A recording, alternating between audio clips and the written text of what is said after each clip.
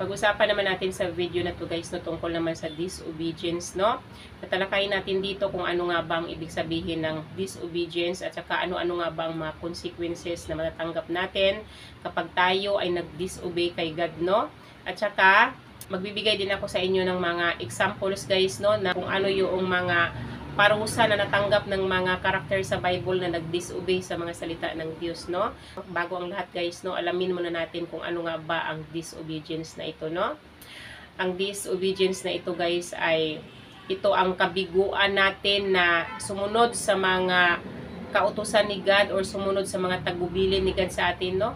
Ito ay ang kabiguan natin para sundin ang mga kautusan ni God, sundin ang mga tagubilin ni God, sundin ang kalooban ni God para sa atin, no? Yun ang tinatawag na disobedience, no? At saka ang disobedience na ito ay may mga consequences na hatid sa atin, no? Unang consequences na matatanggap natin kapag tayo ay nag-disobey sa salita ng Diyos ay masiparate tayo kay God, di ba? Kasi tulad ng nakasaad sa Bible, yung kasalanan natin, yun talaga ang nakakapagsiparate sa atin sa Diyos. So kapag tayo sumuway or lumabag tayo sa kautusan ng Diyos, ibig sabihin, masisiparate tayo kay God. Ito ang maging dahilan para talikuran tayo ni God, para hindi sagutin ni God yung mga prayer natin kapag tayo ay disobedient sa Kanya, no? Kapag tayo nananatili sa kasalanan, kasi ibig sabihin kapag nag-disobey tayo, nagkasala tayo sa Diyos.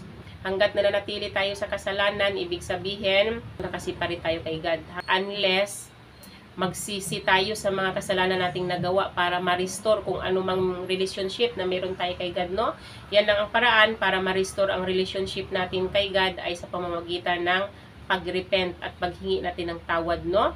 At saka, ang pangalawa namang consequences na patatanggap natin kapag tayo ay nag-disobey sa mga salita ng Diyos, nag-disobey sa mga instruction ni God sa atin ay divine judgment, no?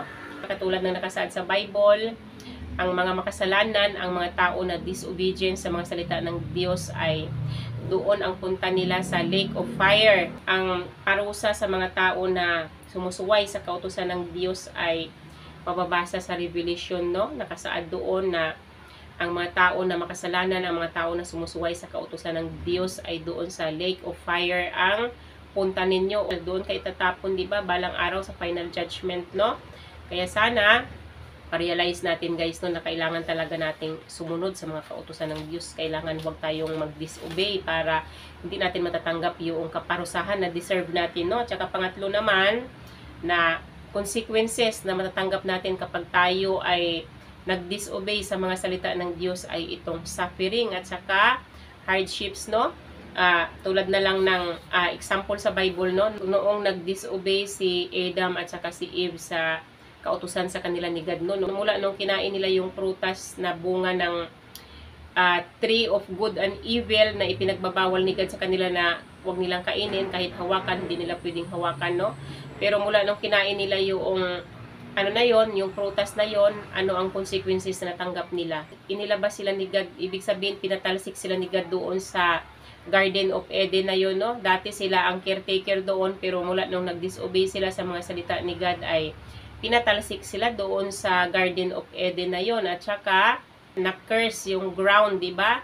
Si Adam, bago siya kumita ay magtrabaho siya ng mabibigat, magpagod siya, kailangan pagpawisan niya yung pera na kikitain niya, kung ano man yung kikitain niya, kailangan pagtrabahuan niya ng mabibigat na trabaho, no? Mahirap na trabaho, no? Mula noong nag-disobey sila sa mga salita ng Diyos, no? At saka si Eve naman, nahirapan siya sa panganganak, di ba? Di ba alam niyo na napakasakit mag-labor dahil yan sa kasalanan ng unang babae, kaya ang parusa sa atin ng mga babae, no, kapag nag-labor tayo sobrang sakit. Di ba? Sobrang sakit yung nararamdaman natin kapag nagli-labor tayo, bilang parusa yan sa babae na unang nagkasala, no? Yan ang kaparusahan sa babae, kaya gano'n na lang ang sakit na nararamdaman natin kapag tayo ay nagli-labor, kapag tayo ay nanganganak, dahil parusa yan sa atin ng mga babae dahil sa kasalanan na ginawa ng babae, no?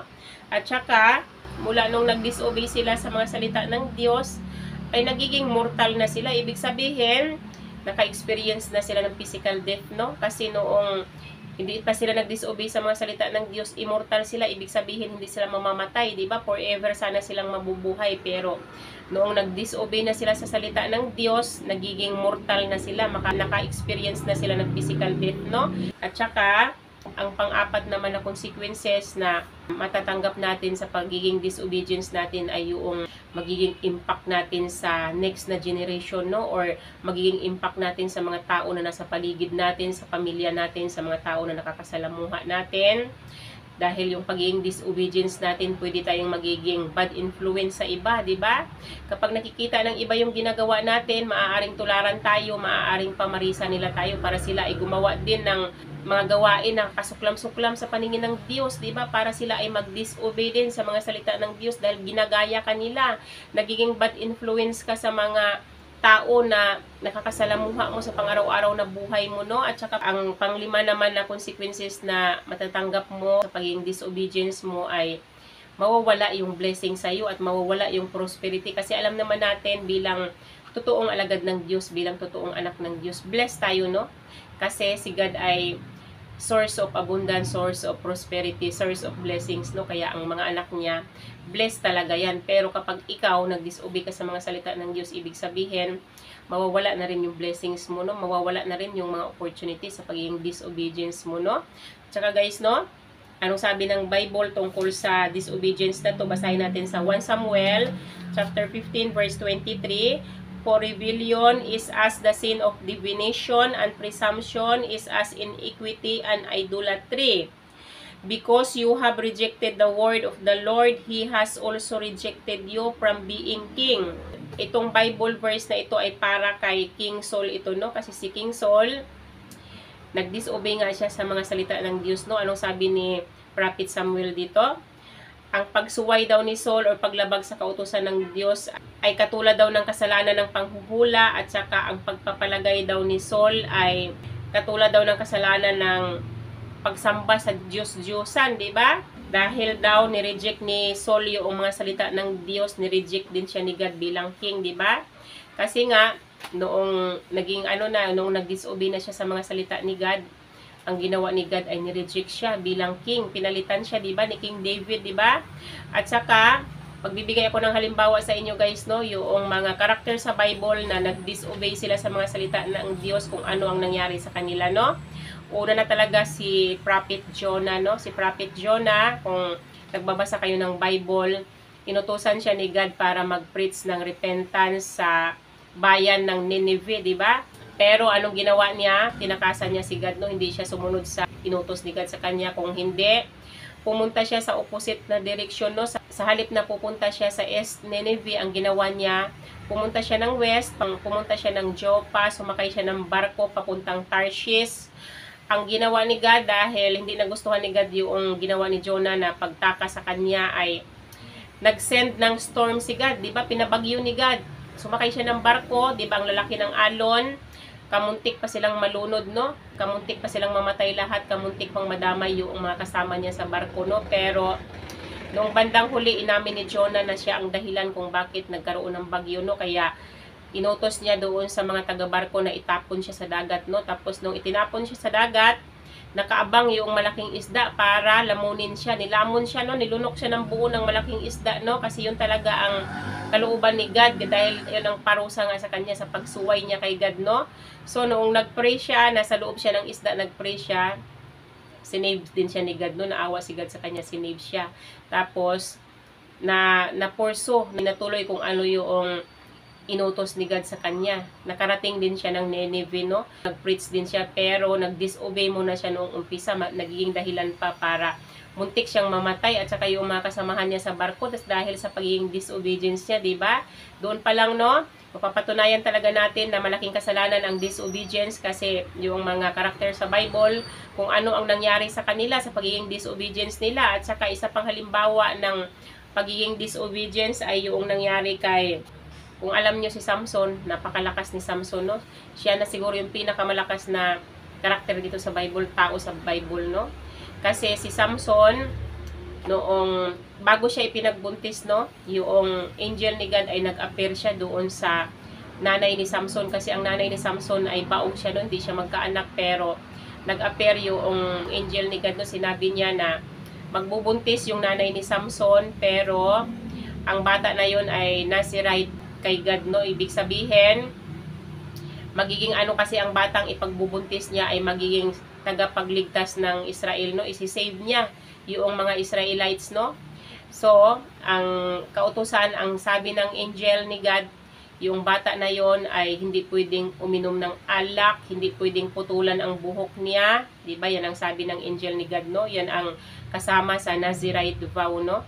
At saka, pinag-uutos kasi sa mga Israelites na, umpisa pa lang pinag-uutos ni God sa Israelites na hindi sila pwedeng makipag-asawa sa hindi taga-Israel, no? Yung pwedeng kumuha ng asawa sa labas, kung mag-aasawa man sila, kaparehas lang din nila ng mga Israelites, no? Pero, ang ginawa ni Samson, nagkagusto siya ng babae na Philistine. So, ang ginawa niya, inutusan niya ng tatay niya na kuhanin yung babae na yun, no, para maging asawa niya, no? Doon pa lang nilabag niya na ang utusan ni God na huwag makipag-asawa sa labas ng clan ng Israel, no? Tapos, noong kasal niya, uminom siya ng alak. O, diba, sinuway niya yung isa sa Nazirite vow na hindi pwedeng uminom ng alak, no? At saka, noong nahiwalay siya doon sa asawa niya, kasi yung asawa niya ibinigay sa iba, nagkaroon ulit siya ng karelasyon, si Delilah. Philistines ulit, no? Tapos, noong naging sila na ni Delilah, diba, dinisib siya ni Delilah. Pinilit siya ni Delilah na paaminin kung saan ang gagaling ang lakas niya, no? Noong una, nagsisinungaling pa siya, pero nagalit si Delilah sa kanya kasi pinagsisinungalingan siya. Noong bandang huli, ini-reveal niya kung saan ang gagaling yung lakas niya. Sinabi niya na doon sa buhok niya, dahil yung buhok niya, mula nung pinanganak siya ay hindi pa naputulan, no? Doon nang gagaling ang lakas niya. Kaya, doon pa lang, nag-defeat na siya, no? Nilin lang siya ni Delilah na pinatulog siya sa lap ni Delilah, no? Tapos nung nakatulog na siya, nagtawag si Delilah ng taga-Philistines para putulin ang buhok ni Samson, di ba? Nung pagkaputol sa buhok niya, naalis na yung lakas niya. Dahil doon nga nanggagaling ang lakas niya eh. Tapos noong time na yon, na-capture siya ng taga-Philistines, no? Ang ginawa sa kanya ng taga-Philistines, binulag siya. Diba? Nawala na nga yung lakas niya, umalis yung lakas niya sa kanya, naging bulag pa siya. Yun ang naging consequences sa pagsuway niya sa Diyos, no? Sa pag-disobey niya sa mga salita ng Diyos, no? Kaya hindi talaga madali, guys, no? Ang mga consequences na pwede nating matanggap sa pagiging disobedience natin, no? At saka, isa pang halimbawa ng pagiging disobedience na nakasaad dito sa Bible ay yung mga Israelites na pinangakuan ni God ng promised land, yung land of flowing milk and honey, no?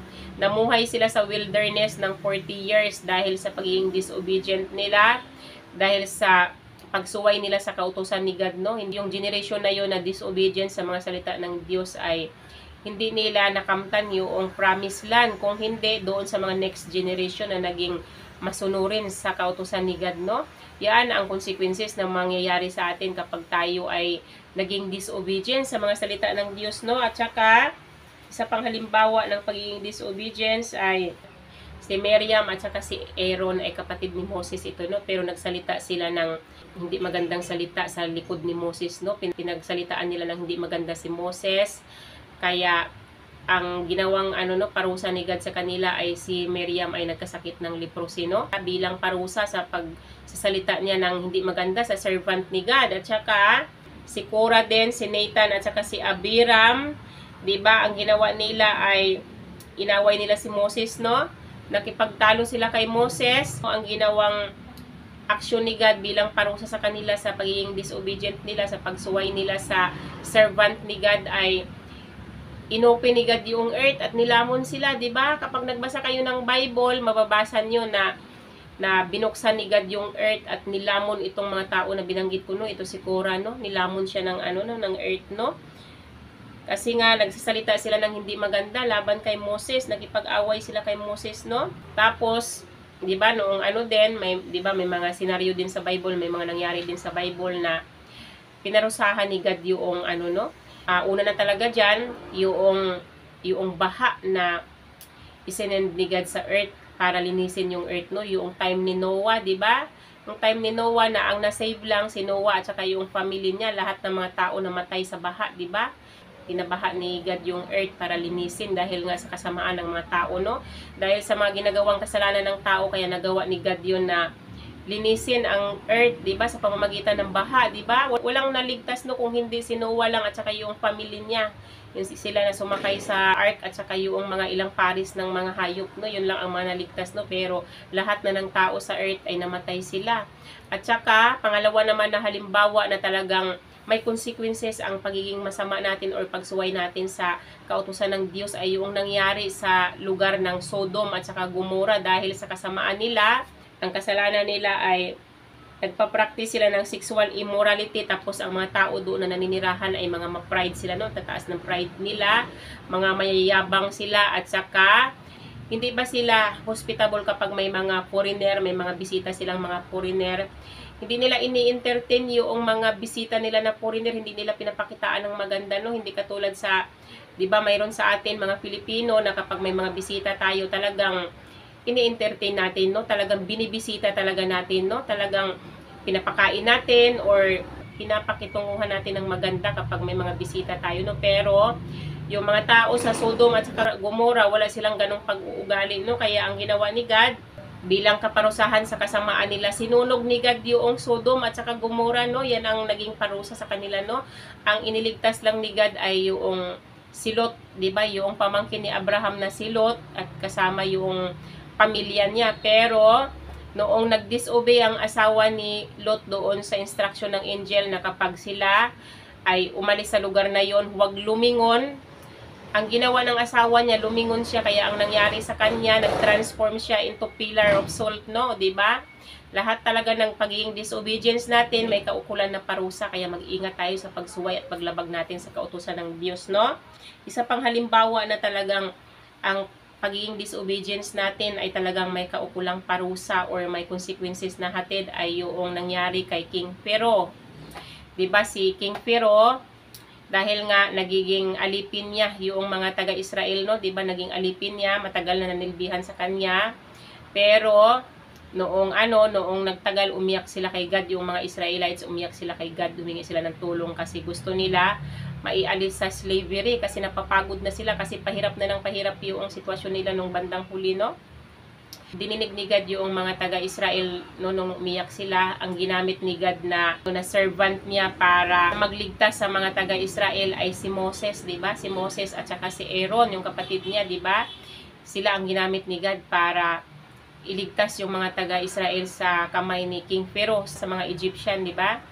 Pero nung time na nakiusap na si Moses at si Aaron doon kay King Pharaoh na pakawalan yung mga Israelites, nagmatigas si King Pharaoh, 'di ba? Ayaw niyang pakawalan, kaya kailangan ni God na mag-send ng 10 plagues para pakawalan ni Pharaoh. Matindi ng mga plagues na sinend ni God, no?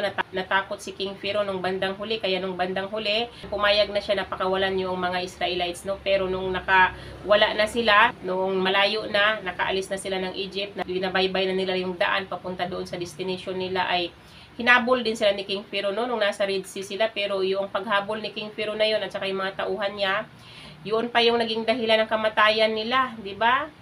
Yun ang parusa sa kanya dahil sa katigasan ng ulo niya, dahil sa pagiging disobedience niya sa mga salita ng Diyos, no?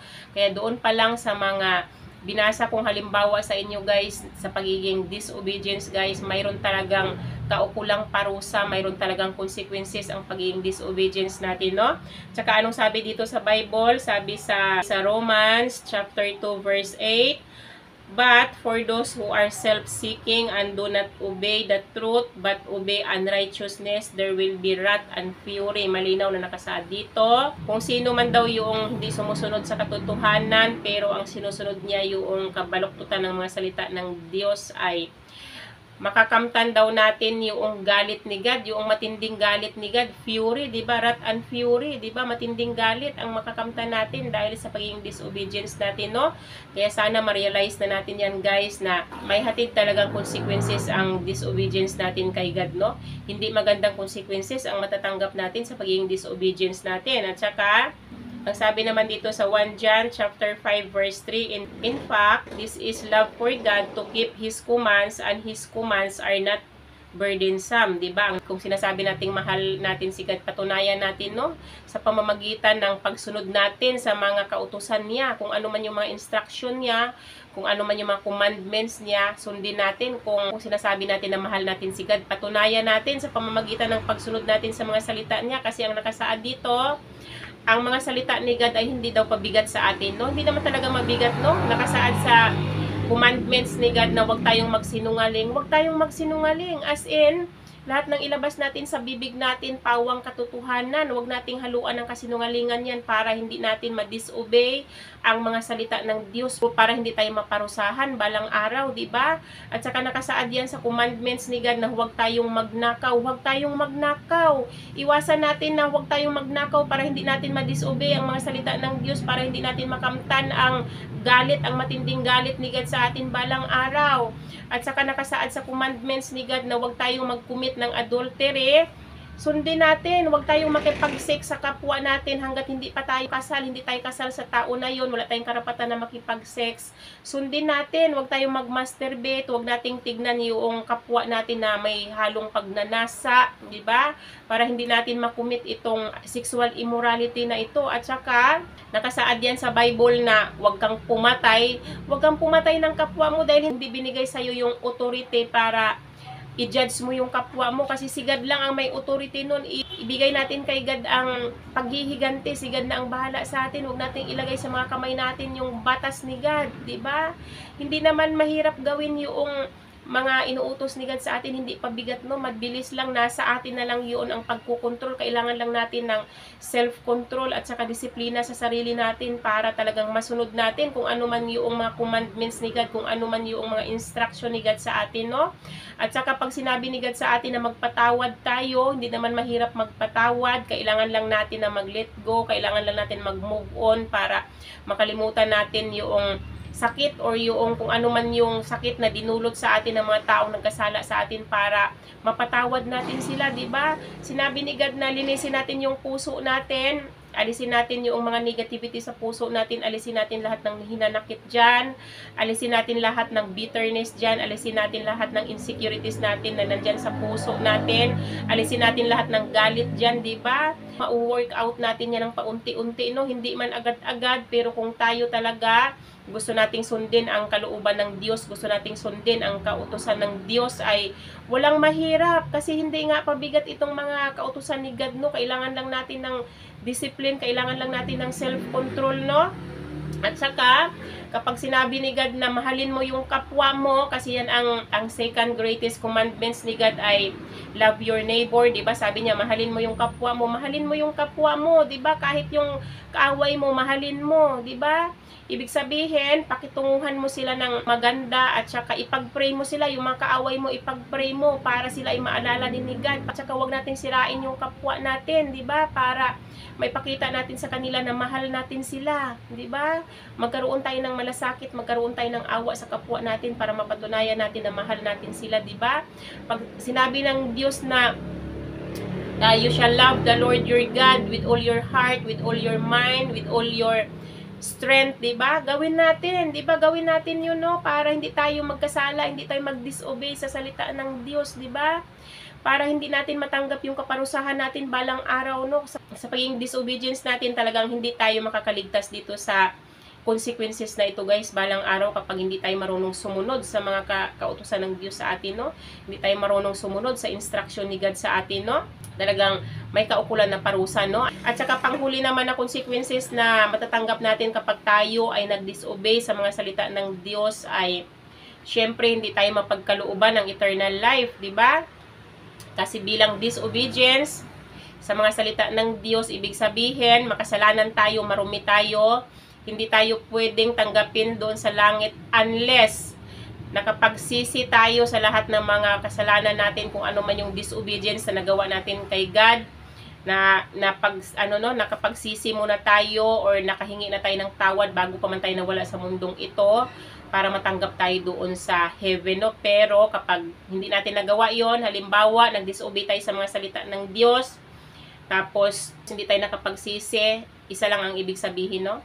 ang punta natin doon sa hell, ang final judgment sa atin, itatapon tayo sa hell kasi yun ang parusa sa mga tao na disobedience sa salita ng Diyos. Gusto nyo ba yun na kapag nasa hell na kayo, habang buhay na parusa na yun, di ba? Permanent separation from God, habang buhay kayong paparusahan doon, as in, hindi wala nang ligtas doon. Talagang magsasakripisyo kayo doon, mahihirapan kayo habang buhay. Ano bang pipiliin nyo? Ang mag-obey sa mga salita ng Diyos para mapagkalooban kayo ng eternal life? At doon sa heaven, ang punta nyo balang araw, or mahirapan kayo habang buhay doon sa hell. Sana guys, mapag-isipan na natin yan bago pa mahuli ang lahat. Sana talaga ma-realize ng lahat na yung pagiging disobedience natin ay may kaukulang parusa yan sa ayaw at sa gusto natin, paparusahan tayo sa pagiging disobedience natin, no? Kaya sana ma-realize na natin yan guys habang maaga pa. Kung tayo man nakapag-disobey sa mga salita ng Diyos, nakagawa tayo ng kasalanan, hindi pa naman huli ang lahat para magsisi na tayo sa mga kasalanang nagawa natin ngayon. Di ba? Humingi tayo ng tawad sa Diyos sa mga kasalanan natin at maging born again na tayo para magkaroon tayo ng kaligtasan balang araw doon sa kaharian ng Diyos ang punta natin, di ba? Para mamuhay tayo ng masaya doon, mamuhay tayo ng masarap doon. Sana guys, no, magkita-kita tayong lahat doon sa heaven. Napakasarap sa feeling yon na tayong lahat doon sa heaven ang punta natin, mag-reunite tayo balang araw doon sa heaven, may pagpatuloy natin ang buhay natin doon sa heaven, no? So yun lang naman yung aking maisi-share sa araw na to guys. Sana may natutunan kayo sa akin sa araw na to. Bye-bye and God bless you all. Bye-bye everyone.